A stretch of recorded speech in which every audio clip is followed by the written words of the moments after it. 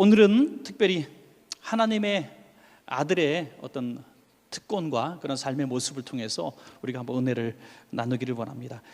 보통 부흥 강사님 오시면은 기본적으로 50분에서 1시간 설교를 하기 때문에 참 그 집에 우리 밥할 걱정하시는 분들, 이런 분들이 조금씩 있는 것 같아요. 근데 저는 그렇게 절대로 길게 설교하지 않으니까 여러분들 마음 편안하게 계속 들으시고 또 기도 시간을 좀 많이 가졌으면 좋겠어요. 제가 그 사업자 기도 시간에는 이 간증을 조금 드렸는데 많은 분들이 또 아시는지는 모르겠어요. 어떤 농부가 그 수탉을 한 마리 샀습니다. 수탉을 산 이유는 알람 시계를 살까 하다가 돈이 모자라고 수탉을 샀대요. 그 수탉을 사가지고 수탉이 울면은 이제 일어나려고 그랬는데 이게 굉장히 오랜 시간이 지나도 수탉이 한 번도 울질 않는 거예요. 그래서 수탉 장수한테 가서 이 수탉이 고장났다, 이거 목이 고장났다고, 내가 알람 시계를 살려다가 이걸 샀는데 왜 고장난 수탉을 주냐 그랬더니 그럴 리가 없다는 거예요. 그러면서 물어봅니다. 이 수탉에게 먹이는 꼬박꼬박 주셨습니까? 배고파기 전에 꼬박꼬박 줬습니다. 배고파기 전에. 그러면 이 수탉이 외롭지 않게 뭐 암탉은 넣어줬습니까? 물론이죠. 암탉을, 아주 예쁜 암탉을 넣어줬습니다. 그러면은 고양이라든지 뭐 해하는 동물들이 곁에 있었습니까? 아이고, 어림도 없는 소리죠. 제가 다 지켜줬죠. 밤을 새며 지켜줬죠. 수탉을 보호하려고. 그랬더니 수탉 장수가 하는 말이 아이고, 나라도 안 울겠다 그러는 거예요. 뭐 아쉬운 게 있어야 닭이 울지. 아쉬운 게 있어야. 새벽에 닭이 왜 우는지 아세요? 배고파서 우는 거예요. 배고파서 밥 달라고 우는 거죠. 또 하여튼 우리 인생도 마찬가지라는 거예요. 항상 뭔가 부족했던 사람이 이 부족함 때문에 대성하는 경우들이 훨씬 많지, 차곡차곡 올라가서 세계적인 인물 된 사람들을 여러분 본 사람이 있습니까? 뭔가 꺾이고 꺾였던 사람들이 세계적인 인물 돼요. 월트 디즈니 같은 사람, 얼마나 놀라운 사람입니까? 신문사를 다녔는데 아이디어가 부족하다고 퇴출당했어요. 월트 디즈니가. 마이클 조던, 얼마나 농구 잘하는 사람입니까? 대학 주전선수에도 떨어져가지고 후보로 벤치 지키던 사람이에요, 여러분. 그래서 세계에서 농구 제일 잘하는 사람이잖아요, 지금. 뭐 말할 수 없이 뭐 우리가 아는 수많은 세계적인 인물들이 다 꺾이고 또 꺾였었죠. 세계적인 뭐 영화 감독도 마찬가지고 또 운동선수도 마찬가지고 수많은 사업가들도 마찬가지입니다. 모두가 고통 속에 있죠. 요즘에 또 현대인들이 얼마나 직장 생활이 힘듭니까? 그 잡코리아라는 곳에서 그 조사를 했는데, 직장인들을 조사했는데 직장인들이 우울증이 굉장히 심하답니다. 직장 다니는 사람, 사업하는 사람도 우울증이 있지만은 직장 다니는 사람이 훨씬 더 심하다해요. 퇴출 걱정도 하고 긴장관계 경쟁하느라고 굉장히 사람 때문에 고통을 많이 받아요. 상사들 때문에. 그래서 10명 중에 무려 7명이 우울증을 경험했다 그래요. 초기 증세를 10명 중에 7명. 그러니까 우리 남편들 잘해 주시기 바랍니다. 직장 다니는 다 우울증 증세가 있는 거예요. 어느 날 괴팍하게 나올 수도 있는 거예요. 그리고 무려 4명 중에 1명이 화장실을 발로 차고 욕설을 짓거렸던 경험이 있다는 거예요. 화장실에서 이 부장 과장하면서 하장하면서 주먹으로 치고 욕설을 짓거렸던 경험이 있다는 거죠. 그만큼 화가 가득 차 있는 거죠. 이런 어려운 시대를 살아가면서 우리가 오늘 3일 집회 동안 우리 어려운 시대를 살아가면서 그냥 세상은 그런 거야 라고 살 것이 아니라 오늘 그 세계적인 인물들 또 성경적인 수많은 인물들이 그런 과정을 통해서 그 사람이 되었다는 거예요. 야곱이 된 날이 언제입니까? 야곱이 된 날은 라반의 집에 갔을 때도 아니고 돌베개 뱄을 때도 아니에요. 부자가 됐을 때도 아닙니다. 야곱이 된 날은 다 재산을 형님한테 다 드리겠다고 하고 처와 자식들을 다 보내고 홀로 야복 나루터에 남아있을 때에 야곱이 된 줄로 믿으시기 바랍니다. 평생을 둘러 꿈꾸고 소원했던 것들을 다 잃어버리고 이제 형님의 칼에 죽기 직전에 놓였던 자기의 신세를 바라볼 때에 야곱이 된 거예요. 내 이름을 이스라엘이라 하리라. 할렐루야. 그러므로 이 고난, 절망의 순간은 오히려 우리를 더 거듭나게 만들고 강하게 만들고 위대하게 만드는 것입니다. 여러분, 어떤 분이 전에 없던 질병이 오니까 이 질병을 통해서 어떤 축복을 주실까? 전에 없던 사업의 위기가 나오니까 이 위기를 통해서 어떤 축복을 주실까? 하나님은 어떤 복을 주실까를 기대하는 눈이 생겼다고 그러더라고요. 이건 경험을 통해서 알게 되는 거죠. 경험을 통해서. 그러나 이 경험이 없는 분들은 한 번 그런 경험을 만났을 때 하나님 내가 뭘 잘못했는데 이런 고통을 주십니까 하면서 바로 하나님 앞에 원상태로 돌려달라고 울고 불고 하는 경우를 보게 되죠. 기도에는 두 가지 기도 종류가 있다고 그래요. 일반적인 기도가 있고요, 죽어라고 부르짖는 기도가 있다. 물론 죽어라고는 좀 그렇습니다만 부르짖는 기도가 있어요. 부르짖는 기도의 원뜻을 보면 쏟아놓다라는 의미를, 원어적인 뜻을 갖고 있어요. 쏟아놓다. 물에 있는 물컵에 있는 물을 확 쏟아놓듯이 한 번에 확 쏟아놓는, 차근차근 마시는 기도는요 그냥 보통 기도예요. 한 모금 마시고 숨 쉬었다가 조금 기도하고 또 한 모금 마시고 조금 기도하고, 마치 두세 시간 대화 나누면서 커피 한 잔 놓고 조금씩 마시는 것처럼 말이죠. 그런데 쏟아놓는 기도는 그런 거 아니에요. 한 번에 그냥 확 쏟아놓는, 앞으로 긴 시간을 바라볼 수 없기 때문에, 지금 부르짖지 않으면 죽기 때문에 그냥 쏟아놓는 것입니다. 이게 쏟아놓는 기도예요. 만약에 우리가 쏟아놓는 기도를 한 번도 해본 적이 없다고 한다면 이번 3일 동안에 훈련이다 생각하고 한번 해보시기 바랍니다. 훈련이다. 예. 나는 부르짖는 기도 성품이 좀 내성적이라서 못합니다, 그런 분들도 많이 있어요. 그런데 어떤 절박한 상황이 생기면 물론 그렇게 부르짖는 기도를 할 수 있는데 꼭 그런 건 제가 보니까 꼭 그런 건 아니더라고요. 정말 절박한 상황에 모였는데도 그 성품이 워낙에 내성적인 분들은 그런 상황에서도 그냥 울기만 하고 주여 소리가 모기만큼 나오더라고요. 그러니까 그런 분을 간혹 가다가 봤어요. 그래서 저는 부르짖는 기도는 어떻게 보면 훈련이다 이렇게 봐요. 군대 갈 때, 해병대 들어갈 때 아이가 얼마나 쫄아갖고 들어간지 엄마 하면서 들어갔는데, 제대할 때 보니까 대로에서 어머니한테 해병대 전역 신고를 충성하고 하더라고요. 동네 사람들 다 듣는 데서 큰 소리로. 그 담력이 어디서 나왔느냐 이거예요. 옛날에 그 군대 가기 전에 청년이 길거리에서 그 큰 소리를 치겠습니까? 그 군내 생활하면서 훈련이 됐으니까 수많은 사람들, 군중들 앞에서 우리 부모님 앞에 제대 신고를 하는 거죠. 그래서 훈련을 통해서 그렇게 된 거예요, 목소리가. 여러분, 하나님께서 부르짖는 기도를 기뻐하신다면 우리가 왜 부르짖는 기도를 못 하겠습니까? 부르짖는 기도 하면 좋은 이유 중 하나는 남의 소리가 안 들려 너무 좋은 것 같아요. 옆 사람 기도하는 게 안 돼. 근데 조용히 기도하면요 어떻게 귀가 발달했는지 네 사람 정도의 소리가 들려요, 그죠? 그래서 뒤에 가서 얘기해. 김 집사님 요즘에 무슨 일 있나 봐요, 여보. 무슨 다 또 얘기를 하죠. 그러니까 내가 부르짖는 기도하면은 내가 집중하게 됩니다. 집중하게. 내 기도 소리에 집중하게 돼요. 우리가 통성 기도할 때 음악을 이렇게 찬양팀이 틀어주고 또 찬양을 하게 되는 이유 중에 하나가 뭐냐면 기도의 줄을 잡으라는 거예요. 내 소리가 막 다른 사람에게 안 들리니까 내가 막 부르짖을 수 있도록 허락해주고, 만약에 음악을 딱 꺼버리면 갑자기 창피하잖아요, 그죠? 그래서 기도의 훈련을 하기 위해서 그런 거지, 이거 백뮤직 넣는 게 아닙니다, 여러분. 분위기 맞추려고 하는 거 아니에요. 네.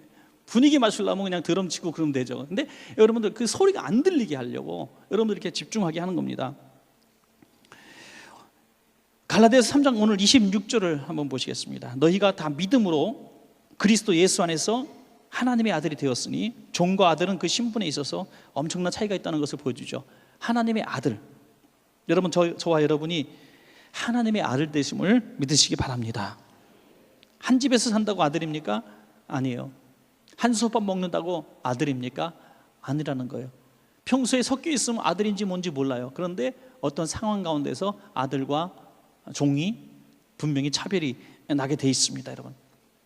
일을 할 때 보면 주인이나 사장님 보는 데서 사장님이 보면 빗자루 들고 나가고 사장님이 딱 나가면 빗자루 딱 던지는 건 종이의 아들이에요?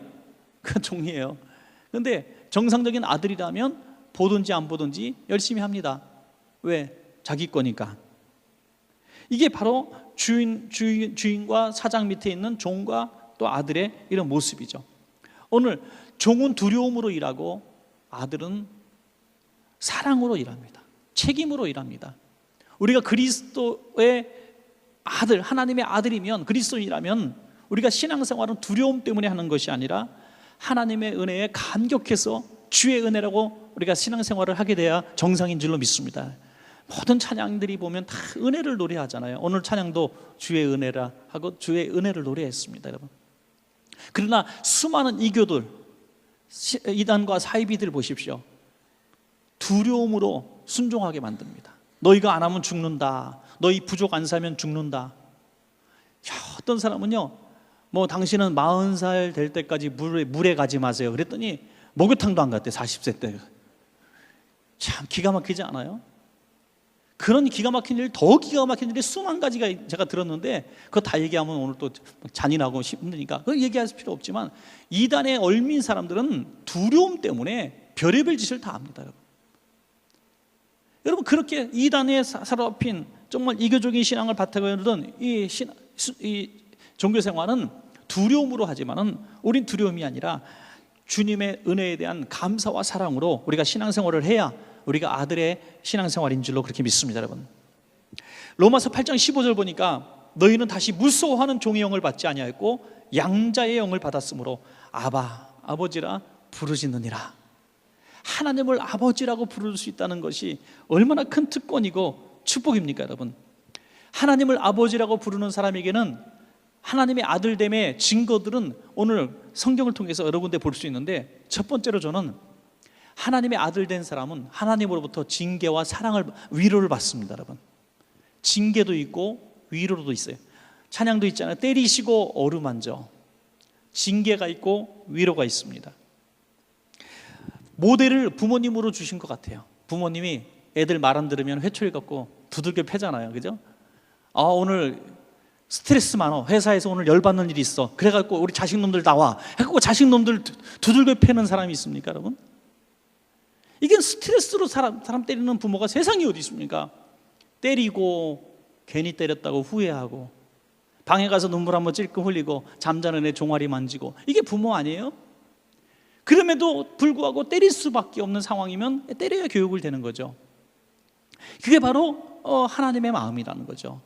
때리시는 이유는, 징계하시는 이유는 사랑이기 때문이에요. 만약에요, 우리 이웃집하고 같이 식당에서 밥을 먹는데 너무 이 아이가 철부지처럼 막 떠들고 막 버릇없이 행하고 막 그릇 집어던지고 막 그러는데, 두 사람이 구경하고 있다. 한 사람은 애들은 다 그래요, 그러는 사람이 있고요, 이놈의 자식이 맞으라고 회초리 깎고 때리는 사람이 누가 엄마예요?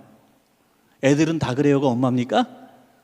애들은 다 그래요 그러는 사람 구경꾼이고 친구고 하루 보고 말 사람이에요. 그러나 엄마는 더 뒤로, 화장실 뒤로 끌고 가서 맴매를 주는 거죠. 이게 엄마예요, 여러분.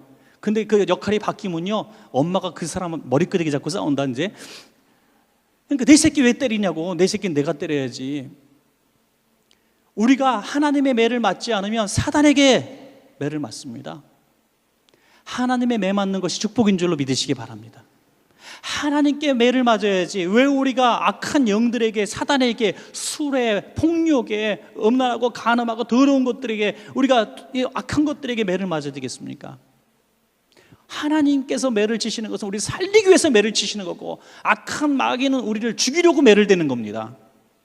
그러므로 하나님께 매 맞는 것이 축복인 줄로 믿으시기 바랍니다.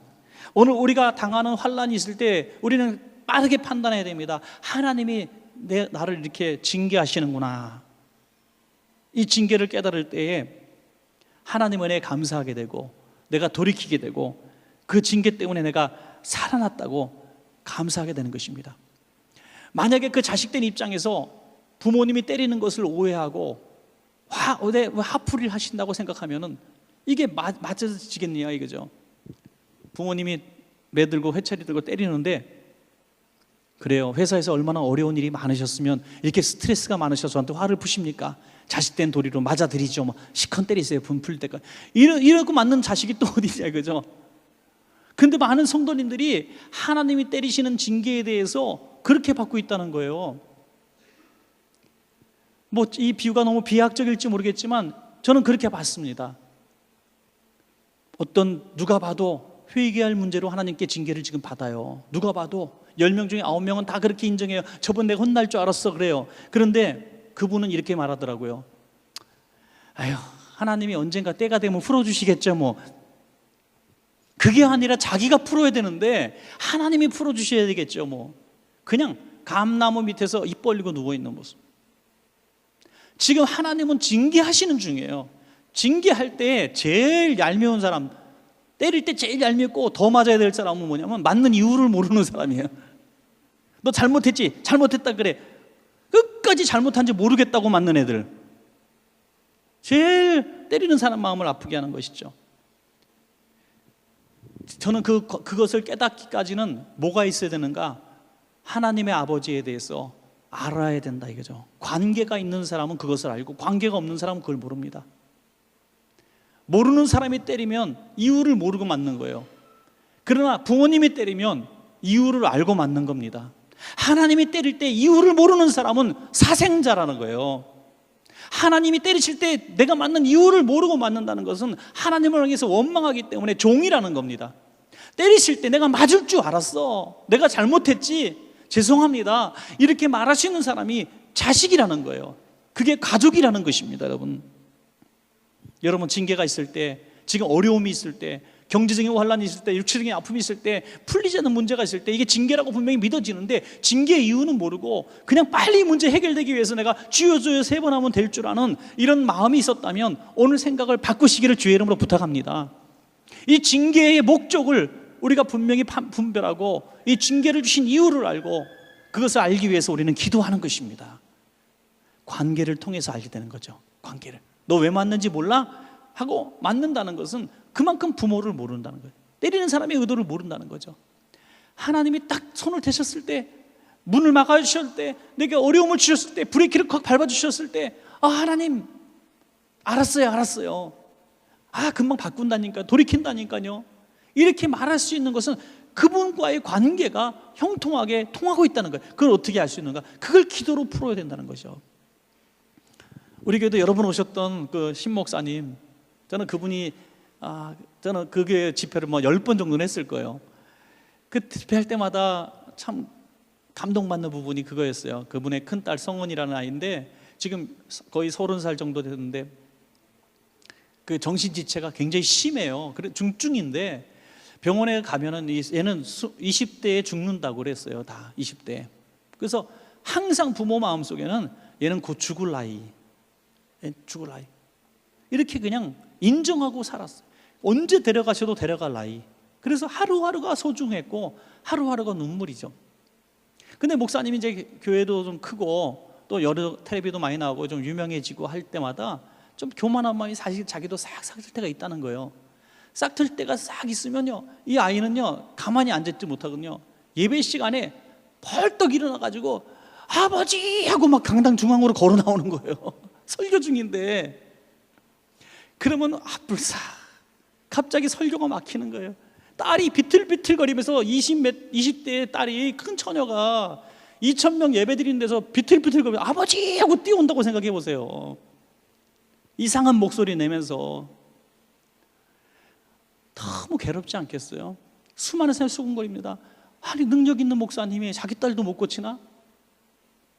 능력 있는 목사님이 자기 딸 안수해서 고치, 저런 목사님 믿고 우리가 신앙생활 해도 되나? 별소리 다 할 거 아니에요. 그 모든 것들을 가슴에 빗으로 작년에도 하나님이 불러가신다고 생각을 했어요. 그래서 이제 우리 딸 하나님이 데려가시려나 봐요. 근데 하나님이 살려주셨어요. 또 어쨌든 그렇게 절박하면서 이렇게 말씀하시더라고요. 저한테 사석에서 우리 딸이 내 인생을 다 하나님 주시는, 내 인생을 깨닫게 하는, 겸손하게 하시는 하나님의 도구야, 그러시더라고요. 이 딸이 없었으면 내가 여기로 갈 수 있고 저기로 갈 수 있고 툭툭 튈 수도 있었는데, 그때마다 하나님이 딸을 아프게 하시거나 딸이 예배 시간에 벌떡 일어나서 떠들게 하시거나, 그래서 자기 자신을 더 겸손하게 하신다는 거죠. 지금 여러분, 우리가 이 문제만 풀렸으면 좋겠다, 이 문제만 풀리면 아무 걱정 없겠다 하는 문제가, 혹시 하나님이 지금 나를 사랑하셨기 때문에 뽑지 않는 가시가 될 수도 있다는 것입니다. 내가 뽑아야 될 가시가 분명히 있고 하나님이 나를 사랑하셔서 남겨두신 이 가시가 있다는 것이죠. 그거를 분별할 수고, 그것을 아는 방법은 하나님과의 끊임없는 관계를 통해서 깨닫게 되는 줄로 믿으시기 바랍니다. 이것은 하루아침에 이루어지는 것이 아니에요. 끊임없이 하나님 아버지와 교제하고 대화하고 기도하고 하는 과정 속에서 민감하게 영적인 깨달음이 있는 거죠. 하나님은 이런 걸 싫어하셨지 참. 하나님 이거는 좋아하시는 거였지. 정말 하나님 아버지가 좋아하시는 거, 하나님 아버지는 이럴 때 싫어하셨지, 하나님은 내가 이렇게 살기를 원하셨지, 그 정도 우리가 모르고 살아갈 때에는 하나님의 징계가 올 때 우리는 하나님을 향해서 원망하게 됩니다. 하나님의 징계가 있을 때 원망하는 사람은 하나님의 가족관계가 아직 형성이 잘 안 되는 분이에요. 이것을 분이 깨달아야 됩니다. 징계를 징계로 아는 사람이 하나님의 아들됨의 자격이 있는 줄로 믿습니다. 여러분, 징계가 있을 때 달아나고 원망하는 것은 하나님의 자녀된 자격을 아직 모르는 분들이에요. 히브리서 12장 11절 보니까 무릇 징계가 당시에는 즐거워 보이지 않고 슬퍼 보이나 후에 그로 말미암아 연달한 자에게는 의와 평강한 열매를 맺나니. 아멘. 열매가 생긴다는 것입니다. 기독교의 변화는 저는 징계를 통해서 변화가 있다고 생각합니다. 성도는 징계를 통해서 성도로 만들어지고요, 하나님이 쓰시는 수많은 인물들은 징계를 통해서 다듬어져 갔다고 저는 믿습니다. 여러분, 하나님께 징계를 받지 않았다고 나는 평탄하게, 정말 하나님의 징계가 없이 너무너무 평탄하게 그냥 쭉 신앙생활 했는데, 나는요 혼란도 싫고요, 뭐 어려움도 싫고요, 징계도 싫고요, 뭐 그렇다고 상도 싫어요. 하나님 그냥 편안하게 신앙생활하고 싶어요. 이런 분들은 그냥 편안하게 사십시오, 여러분. 그러나 그 편안함 속에서 하나님과의 그 아름다운 가족의 아들의 그 확신은 아마도 정확하게 들어지지 못할 거예요. 그리고 보다 큰 하나님 기뻐하시는 일들은 할 수가 없을지도 모르겠습니다. 수많은 기독교의 역사, 수많은 인물들 보면 이 징계를 통해서 하나님이 하나님 되심을 깨닫게 된다는 것입니다. 여러분 오늘 징계가 있다면 감사하시기 바랍니다. 하나님이 징계를 통해서 나를 고치시는구나, 이 징계가 없었으면 어떡할 뻔했는가, 하나님이 내게 주신 이 고통이 없었으면 어떡할 뻔했는가, 오히려 감사할 때 하나님께서 우리를 그 징계를 주신 목적들을 우리가 다 이루실 줄로 그렇게 믿습니다. 여러분, 오늘 히브리서 12장 6절 8절을 제가 읽어드릴게요. 주께서 그 사랑하시는 자를 징계하시고 그가 받아들이시는 아들마다 채찍질 하심이라 하였으니 너희가 참음은 징계를 받기 위함이라. 하나님이 아들과 같이 너희를 대우하시나니 어찌 하나님 아버지가 징계하지 않는 아들이 있으리요. 징계는 다 받는 것이거늘 너희에게 없으면 사생자요 친아들이 아니니라. 아멘. 오늘 말씀을 통해서 또는 여러분들이 잠깐 듣는 중에 내가 지금 당하고 있는 것이 하나님이 나를 사랑하셔서 나를 깨닫게 하시려고, 나를 고치시려고, 다듬어 주시려고 주신 징계구나라고 살짝 깨달아지시는 분이 있다면 아멘 하십시오. 여러분, 그런 분들은 이제 문제는 풀렸습니다. 징계의 목적이 뭡니까? 여러분, 매를 대시는 목적이 뭡니까? 깨닫게 하시기 위함인 줄로 믿습니다. 너 잘못했다 그래, 잘못했다 그래, 잘못했다 그래. 저희 둘째 아이가요 고집이 진짜 세요. 고집이, 예. 저 안 닮은 건 틀림없어요. 하여튼 이 고집이, 황소 고집도 그런 고집이 없어요. 얘가 얼마나 진짜 좀 웃기는 애인지 알 수가 없어요. 예. 중학교 때 학교에서 짱이라는 아이가 바로 앞에 있는데 맨날 괴롭히는 거야. 한 번은 지네 동급 아이들을 다 인사를 시키는 거야. 자기는 인사를 하라는 거예요. 걔는 결국 학교에서 퇴학당했어요. 인사를 시키는, 근데 얘는 인사를 끝까지 안 하는 거예요. 한 번은 눈앞에 딱 대고 주먹을 딱 대고 너 왜 인사를 해? 내가 너랑 동급생인데 왜 인사를 해? 네가 때린다니까 때려라. 그래서 눈을, 근데 얘가 책상을 집어들고 옆에 있는 애를 막 때리더라는 거예요. 근데 나중에 한 얘기가 뭐냐면 너 왜 그랬냐? 너 그럼 때리면 어떡하냐? 그랬더니 나 한쪽 눈 장애인 되고 쟤 감옥 보내려고 그랬대. 이런 놈이에요. 참, 나 별걸 다 보죠. 이렇게 고집이 센 놈이에요.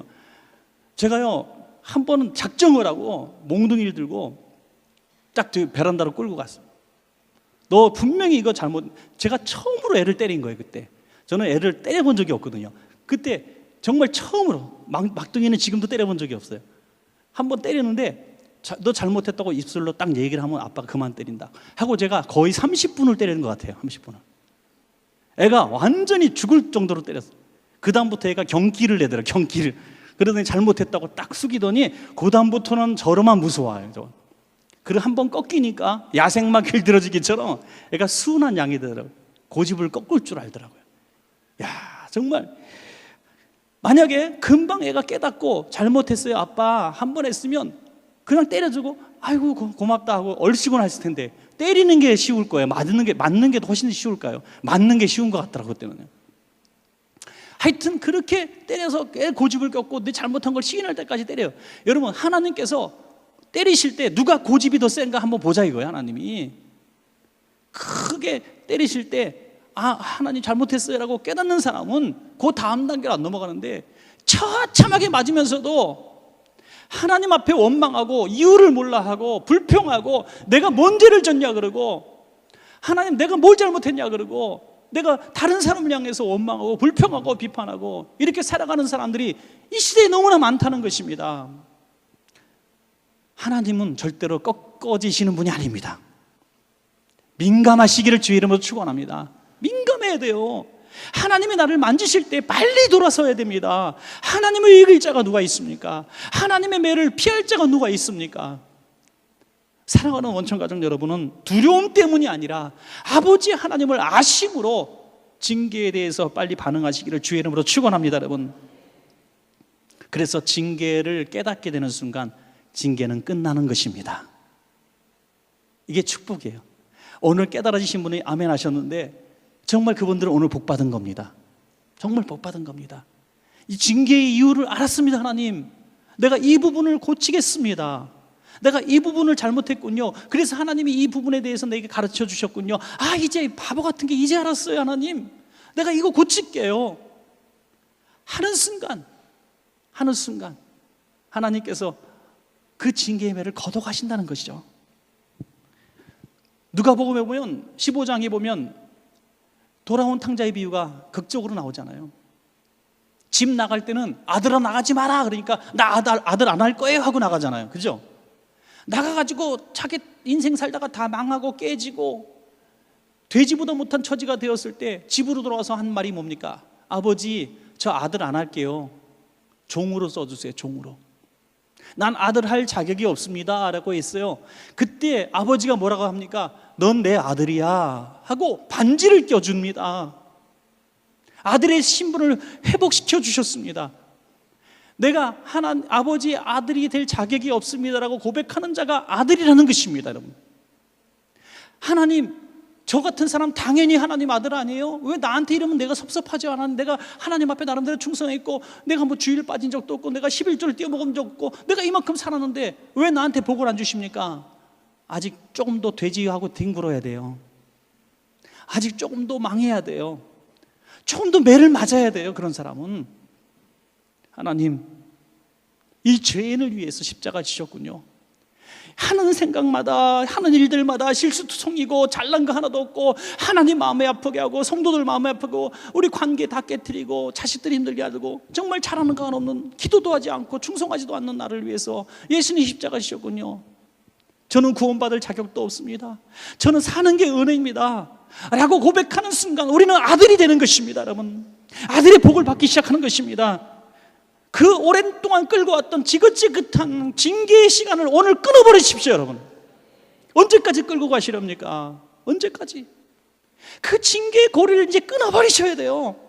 그러기 위해서는 내가 죄인인 것을 자각하고 성찰해야 됩니다. 그 순간에 우리의 징계는 떠나갑니다.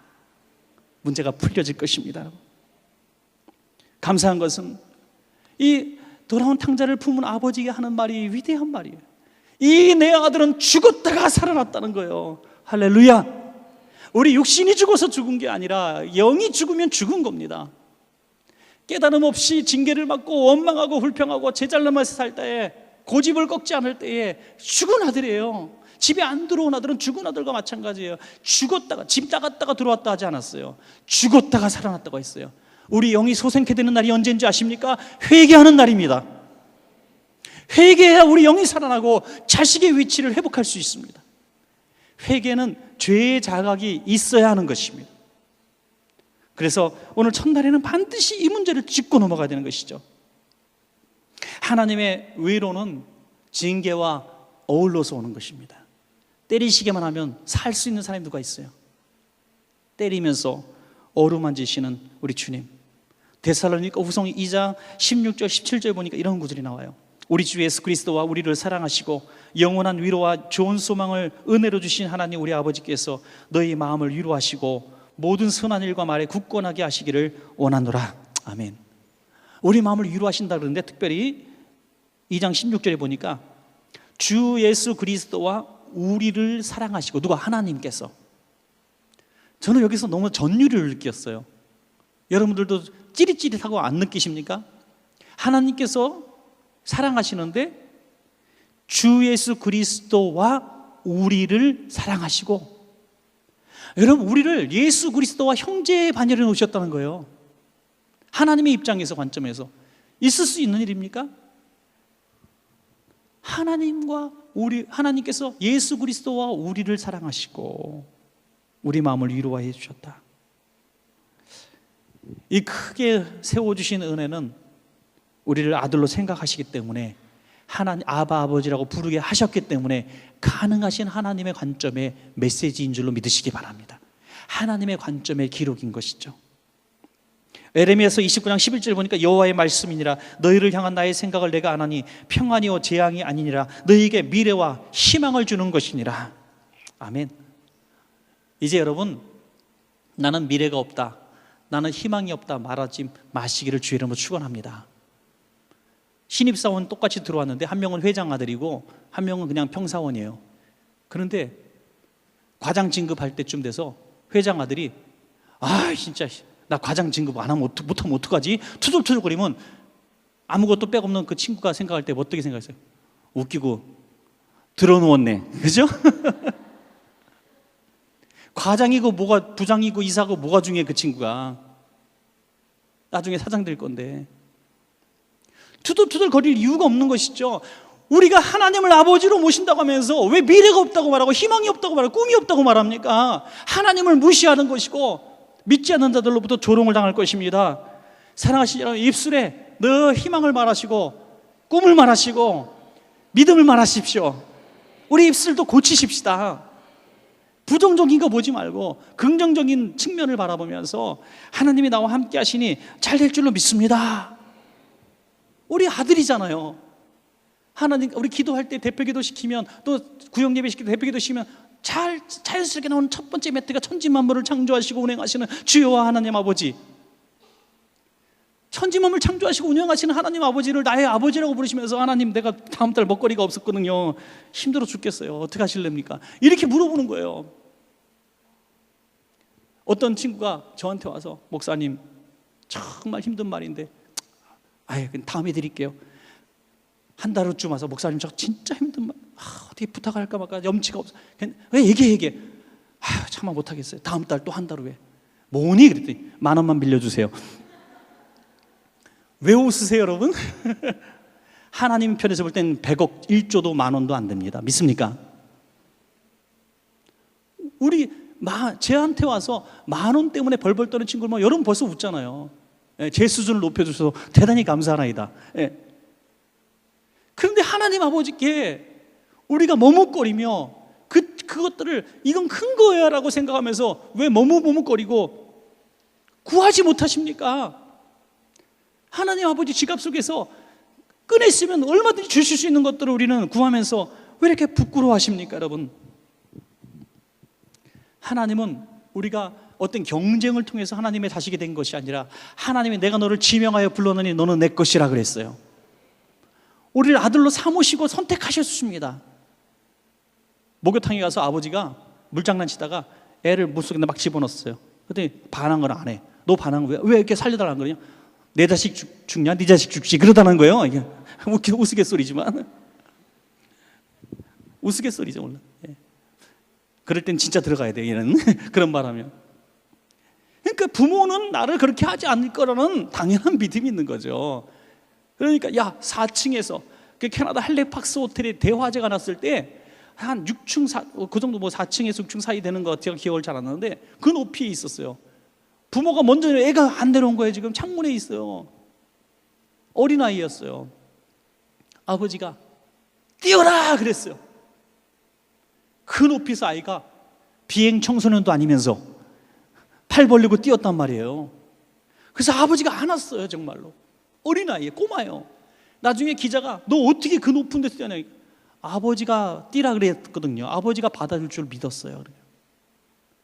어린아이가 그 높은 데서 뛰면서 아버지가 자기를 놓치면 맨바닥에 머리가 박살이 날 텐데 아버지가 뛰라 그러니까 믿었다는 거예요. 하나님 아버지께서 우리를 저 새벽 정말 햇살처럼 빨리 저 땅 끝까지 그곳에 가 있을다 할지라도 하나님은 그곳에서도 우리를 기다리고 계시고 만나시는 줄로 믿습니다. 여러분, 루지애나주의 폰 차트렌 호수에서 6명의 아들과 아버지가 뱃놀이를 하다가 배가 빵꾸가 나서 가라앉는 거예요. 애들은 아주 꼬마들이었습니다. 수영할 줄 아는 애가 하나도 없어요. 그래서 어떻게 도움 구할 사람도 없으니까 아버지가 하나씩 수영을 굉장히 잘했어요. 그래서 둘, 셋 데려다 놓고 오는데 기진맥진해서 도저히 마지막 하나 놓고 갈 수가 없었어요. 그때 또 사람들이 모이기 시작했습니다. 이제 틀렸습니다 할 때 내 아들 지미가 아직 저 배에 있습니다. 나는 지미에게 내가 다시 돌아간다고 말했습니다 하고 가서 그 아이를 끌어안고 같이 물속에서 죽었다고 하는 이야기가 있습니다. 죽을지언정 살리지 못할지언정 마지막 아들과 함께 끌어안고 물속에 들어가는 게 아버지예요. 이 땅의 육신의 아버지도 그러실진데 하나님 아버지는 저와 여러분을 위해서 예수 그리스도를 이 땅에 보내주셨고 십자가에서 죽게 만드신 줄로 믿습니다. 그러므로 우리를 때리실 때 왜 위로하지 않으시겠습니까? 여러분 오늘 정말 우리가 힘든 일들이 많고 먹고 사는 문제 너무나 많습니다. 예수 믿고 신앙생활 잘하고 충성하고 나름대로 봉사하고 이런 부흥회까지 나올 정도가 되면 모든 게 잘 풀려야 된다고 생각했고 이 당연히 하나님께서 해주셔야 되는 거 아니에요? 라고 우리는 말하는 것이 믿음인 것처럼 생각했는데 그렇지 않다는 거예요. 하나님은 징계를 통해서 우리를 만들어 가셨고 기독교의 역사는 순교의 역사였습니다. 목회자 정도 되면 하나님이 다 책임져야 되는 거 아니겠어요? 저는 지금도 그게 굉장히 제 마음속에 각인이 돼 있어요. 20년 전쯤에 목회자 세미나에 가서 섬길 때 수많은 농어촌 목회자님들 한 700에서 800 많이 오면 1000명 정도 오는데 신발들이 이건 완전히 쓰레기예요. 쓰레기. 누가 나눠도 아무도 지나가지 않아.